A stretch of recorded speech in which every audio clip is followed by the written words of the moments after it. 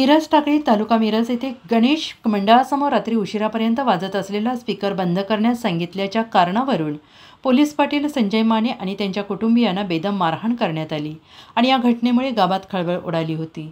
टाकळी येथील जनसेवा गणेश मंडळाचा ध्वनिक्षेपक रात्री 11 वाजेपर्यंत सुरू असल्याने पोलीस पाटील संजय माने यांनी सांगितले। या कारणावरून राजू करांडे यांनी संजय माने यांना तू कोण सांगणार अशी दमदाटी करत मारहाण केली आणि त्यावेळी माने यांची पत्नी, मुलगा, मुलगी, आई हे सर्वजण तेथे आल्यानंतर राजू करांडे, आशुतोष करांडे, अंकिता करांडे, सानिका करांडे, सुवर्णा करांडे, राम करांडे, बाबुराव करांडे यांनी माने कुटुंबियांना काठ्या आणि लाथाबुक्क्याने बेदम मारहाण केली।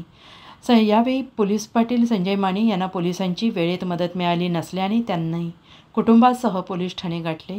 या प्रकाराबाबत रात्री उशिरापर्यंत गुन्हा दाखल करण्याचं काम सुरू होतं।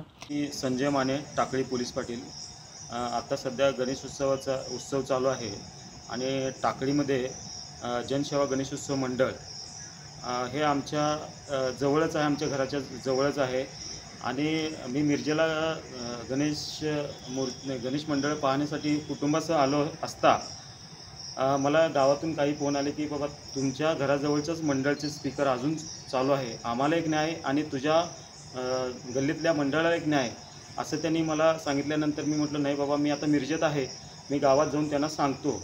तर मी जाऊन मंडळाजवळ आशुतोष कारंडे या मुलाला सांगितलं बाबा स्टेरिओ बंद कर। तर तो म्हटला तू कोण सांगणार, म्हणून मला तो मारहाण करण्यास सुरुवात केली।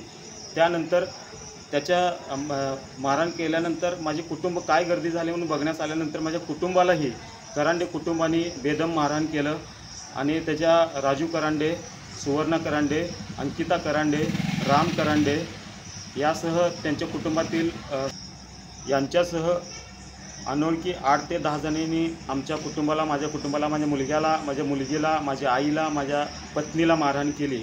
एक पोलीस पाटील या नात्यानं मी त्यांना नियम वेळेत बंद करा, साऊंड बंद करा हे सांगण्यासाठी गेलेलं असताना त्यांनी विनाकारण मला मारहाण केलं, माझ्या कुटुंबाला मारहाण केलं।